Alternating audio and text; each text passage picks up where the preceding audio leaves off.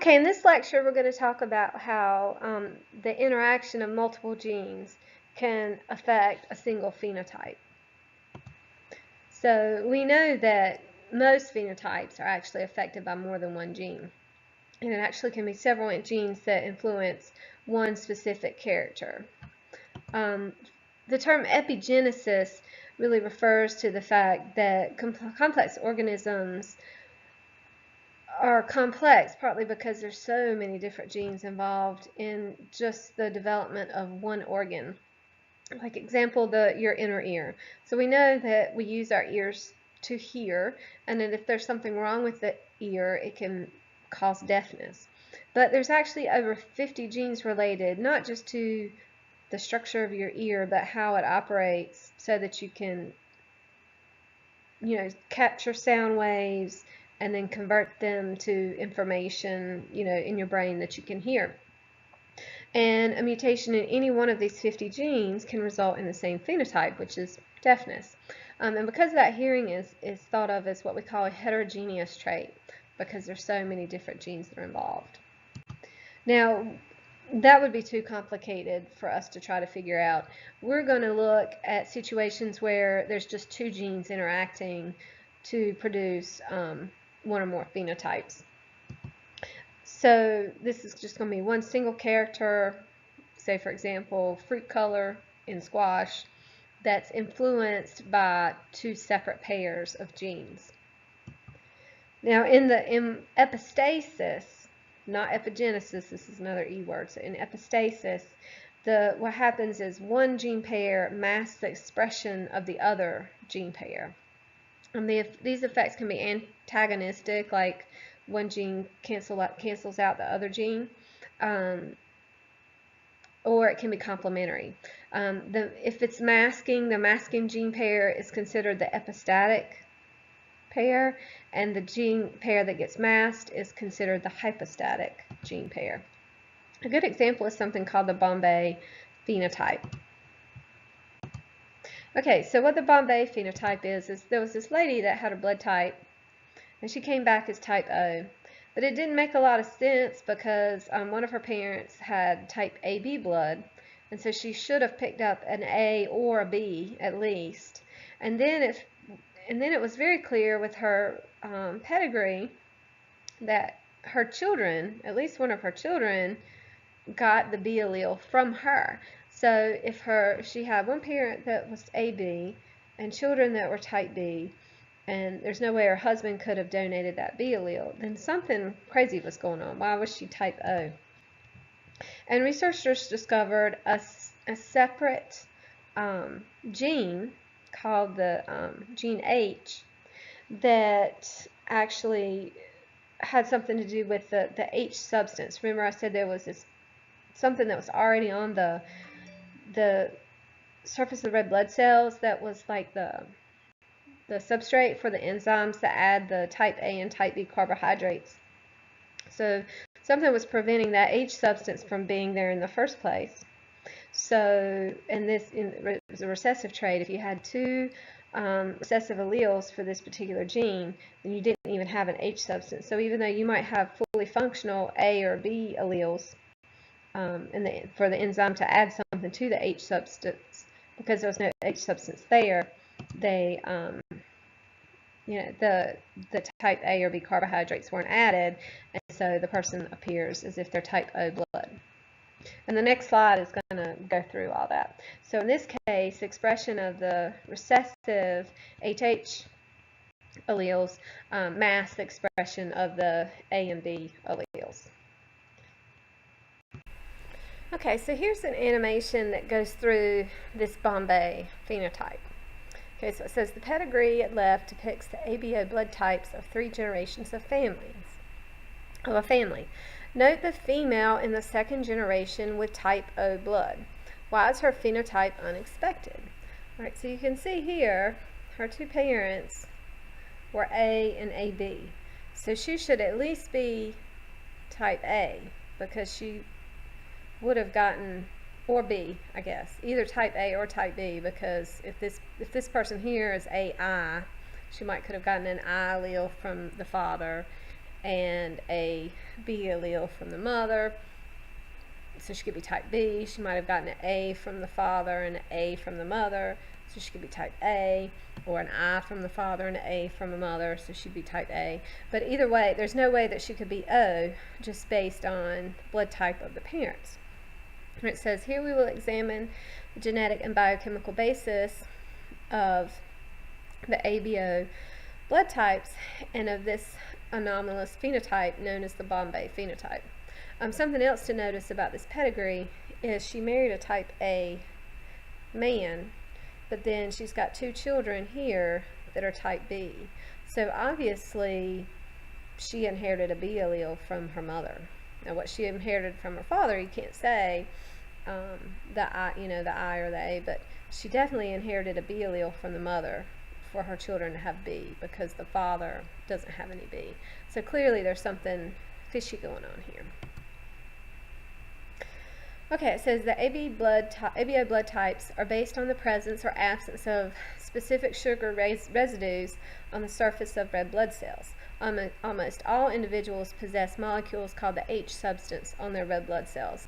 So don't get too fired up about this whole structure. This is an organic chemistry, but you can just see this is a complicated structure of monosaccharides linked together to form a carbohydrate, which is called the H substance. Alright, so it says individuals with the A allele express an enzyme that attaches the sugar N-acetylgalactosamine to the H substance. The addition of the terminal N-acetylgalactosamine on the H substance produces the A antigen. This antigen on the surface of red blood cells is the basis of the type A phenotype. Alright, so I hit play here, and you can see this additional monosaccharide basically gets added to the H substance to form the A antigen. So alternatively, individuals with the B allele express an enzyme that attaches the sugar galactose on to the H substance. The presence of terminal galactose results in the B antigen on the red blood cells and the type B phenotype. Alright, so here you can see galactose gets added. So these are 2 different carbohydrates that produce 2 different antigens, the type A antigen and the type B antigen. Now, individuals with the O allele have a mutation in the I gene that results in a non-functional protein. So the enzyme is not capable of adding either the type A or B carbohydrate. So the H substance doesn't get modified. So these individuals have only the H substance without a terminal sugar added on the red blood cells and test positive for neither the A or the B antigens. So they're identified as blood type O. Now there's another enzyme. The formation of the H substance itself requires another gene called H. The enzyme produced by the H gene adds a fructose to the H substance precursor, forming the complete H substance. So you can see here you have the fructose is part of the H substance. Most people have the dominant H allele of this gene, which codes for a functional enzyme. However, some people have the recessive H allele, which does not code for a functional enzyme. And people who are homozygous recessive can't produce the H substance. So this fructose here doesn't get added in those situations. Now, it says consider a scenario in which an individual carries an A allele or a B allele of the I gene. If this individual is genotypically HH, then he or she will not be able to produce the H substance at all, and therefore will not be able to produce either A or B antigen. The formation of A and B antigen requires the H substance as a precursor. So the H substance is typically is basically the substrate of the enzymes that add either that N-acetylgalactosamine or the galactose to the red blood cells. And so if the H substance isn't there, then there's nothing to attach those carbohydrates to.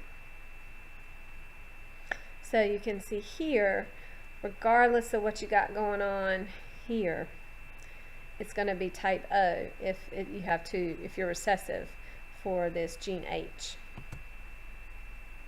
So obviously the woman with the type O blood in the pedigree has the rare Bombay phenotype as a result of being homozygous for the H allele.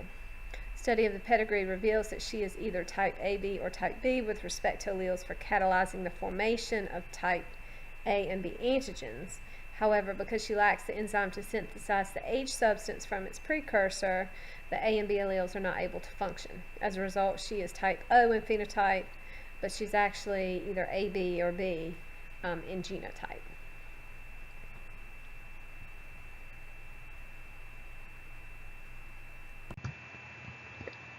Okay, so this is showing you, it's kind of a busy slide, but what's important to note from it is you can see here, note that we're looking at one character. So our one character is blood type, but we end up with 4 different phenotypes, which is, we've already shown that from the multiple alleles example. But notice that when you look at it, see how it's like 3 out of 16, 1 out of 16. So there's 16, something out of 16 probabilities. So it looks as if we were studying 2 different traits, but we're really only studying one character. And this is a perfect example of how that 9 to 3 to 3 to 1 Mendelian ratio is modified.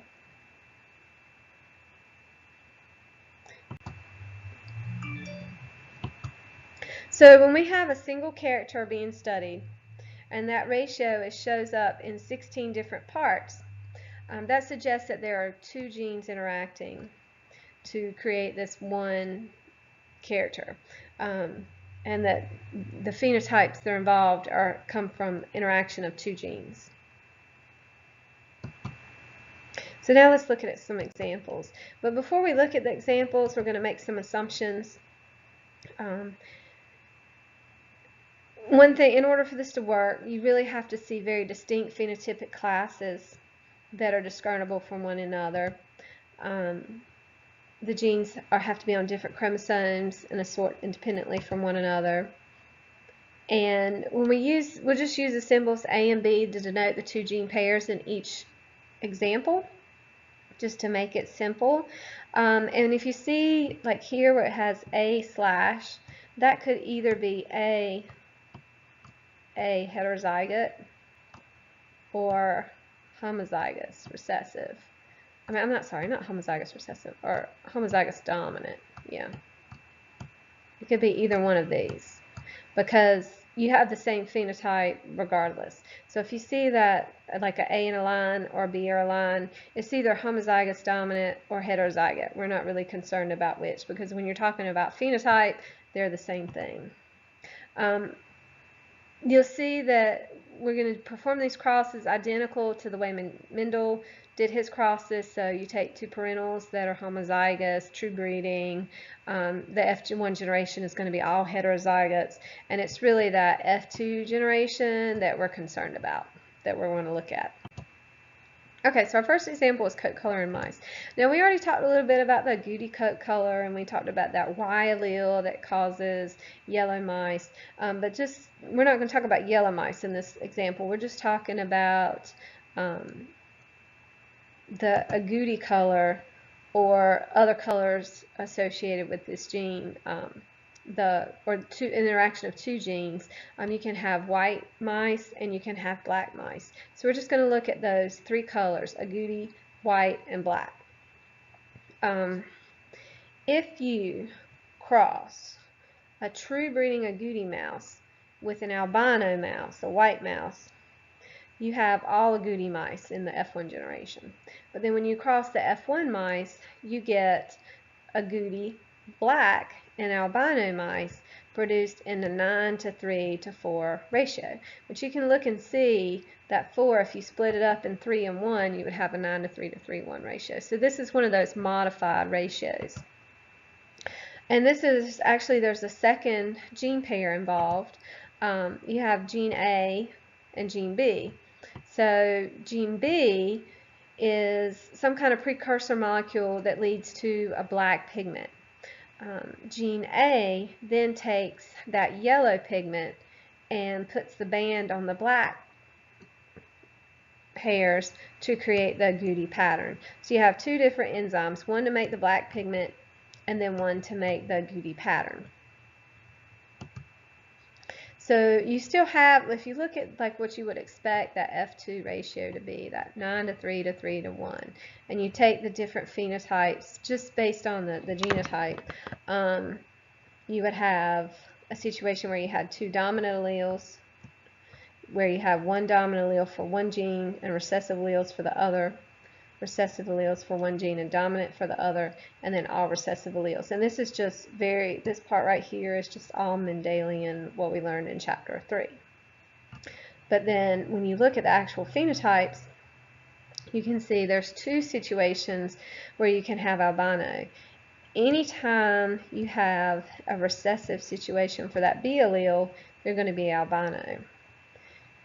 Only when you have a dominant allele in the B, for gene B, will you have any color at all. If the dominant A allele is present, then it'll be a Goody.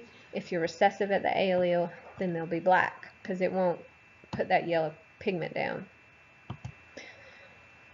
So in the presence of the B allele, the black pigment's made. In the presence of the A allele, the yellow pigment is banded onto the black hair. So if you don't have the B allele, then you don't have any pigment at all. And this is an example of recessive epistasis, because in the recessive condition for gene B, it masks whatever's going on at gene A. And that's typical when you have recessive epistasis, you typically get that 9 to 3 to 4 ratio. Okay, so another example is fruit color in squash. Again, there's two genes involved. So we'll say gene A and gene B. But in this case, anytime you have a dominant at the A locus, you're going to have a white color, regardless of what's going on at the B locus. If it's recessive at the A locus and you have a dominant B, you'll get yellow. And if they're recessive all the way through, you end up with the green color. So if you take these heterozygotes here, which would be white because they have one dominant A allele, and you cross them, you get that same ratio with the genotypes, about 9 to 3 to 3 to 1 here that we see in chapter 3. But notice you have all of these are white, and you only get color in 4 out of 16, yellow and green. This is an example of dominant epistasis, because in this case a dominant allele masks the expression at the second set of alleles, at the second gene locus. And so you get that 12 to 3 to 1 phenotypic ratio.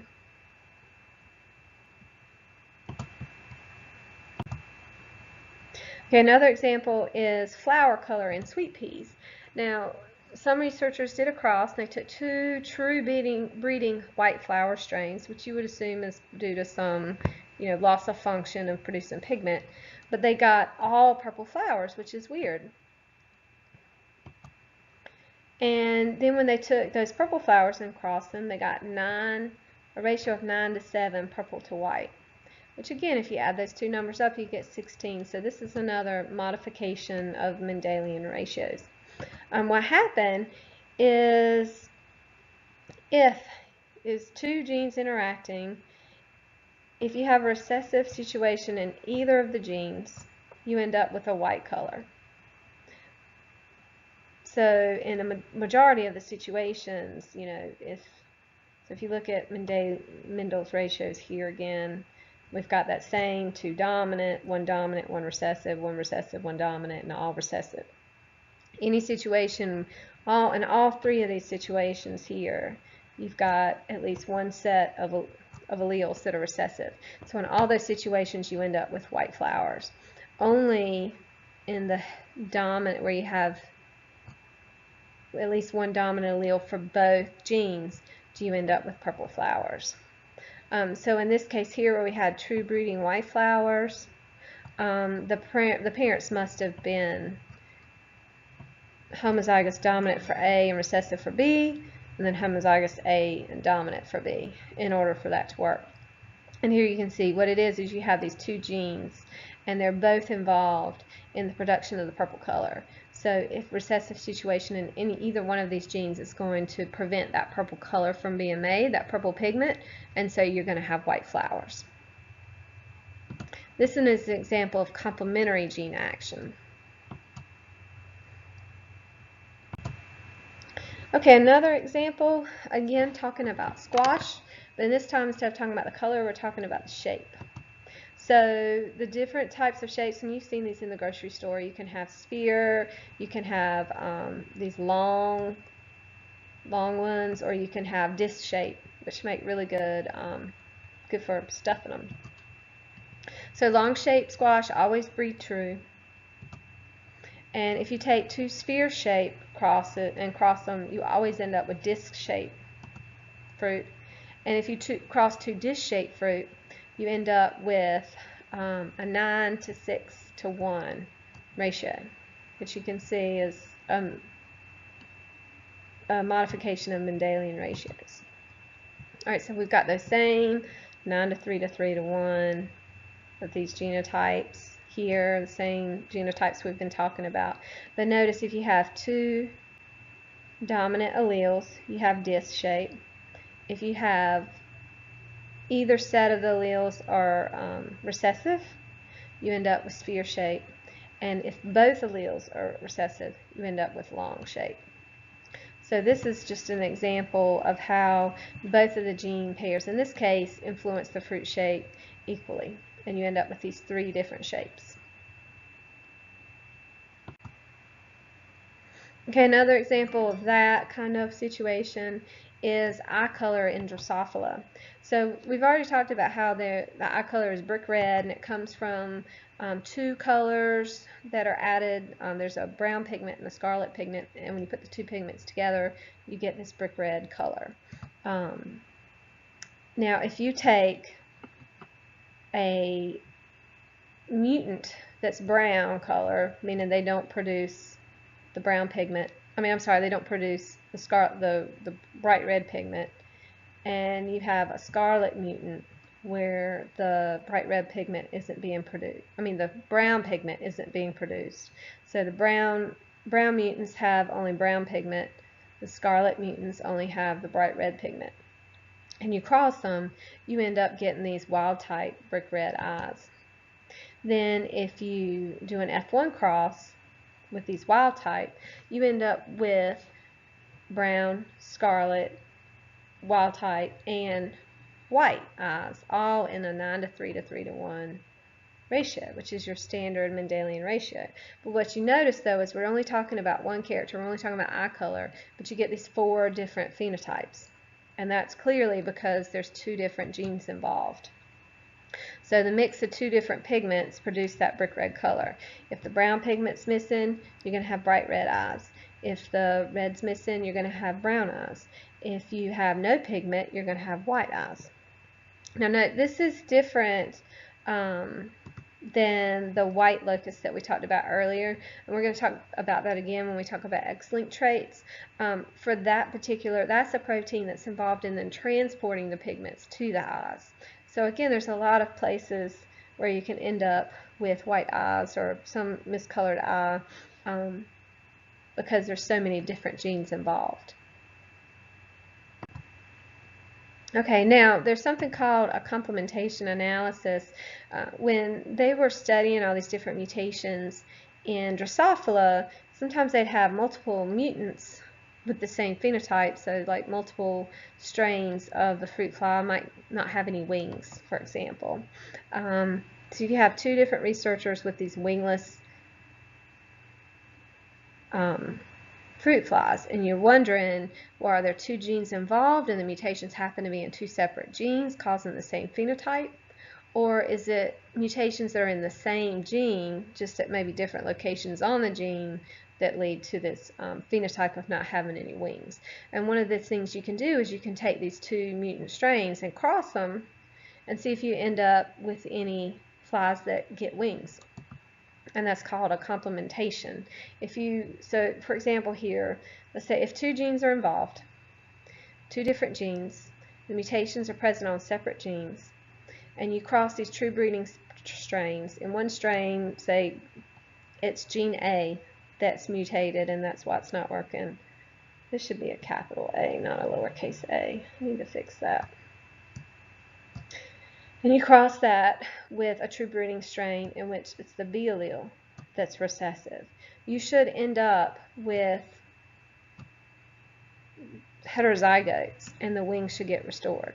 That's called complementation. If you do the cross and the generation is still wingless, then that means that these mutations are all in the same gene, that you don't have two separate genes interacting. It's just, they're recessive in one gene. And then once you figure that out, like which mutations, is it just one gene and which ones are in different genes, all the ones that are present in a single gene are said to fall in the same complementation group. All right, so this is just showing that same process. You can see, like here it's gene 1 that's mutated, in the other fly it's gene 2 that's mutated, but when you cross them, you end up with these heterozygotes that have at least one good allele for both gene loci, and so the wings are restored. In case 2, if the mutation's in the same gene, then that gene remains recessive and no complementation occurs, and the flies are still mutated and they don't develop wings. Right, the last thing we're going to talk about is something called pleiotropy. Pleiotropy is when one single gene can cause multiple phenotypic effects, and we see this a lot in human diseases. So for example, Marfan syndrome.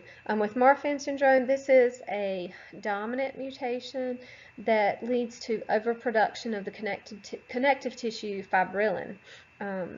There's multiple symptoms associated with this syndrome. The lenses of the eyes can be dislocated. You can have weakened blood vessels, which can lead to an increased risk of aneurysm. The bones, the long bones are lengthened. These people are super flexible. If you ever see on TV like these contortionists that can bend their body in all kind of crazy ways, a lot of those people probably have something like Marfan syndrome. But here you can see multiple phenotypes occurring from the mutation of one single gene. Another example is porphyria variegate. This is a mutation that leads to a toxic buildup of a pigment called porphyrin, which is found in red blood cells. And there's a bunch of different symptoms again. You have abdominal pain, muscle weakness, fever, insomnia, headaches, vision problems, delirium, even convulsions. And so again, you have multiple phenotypes coming from one gene mutation. Okay, so that's it for this lecture. The last thing that we're going to talk about, there's one more lecture in the chapter, and we'll be talking about X-linked traits. So go ahead and answer the questions associated with this lecture, and then you can move on to X linkage.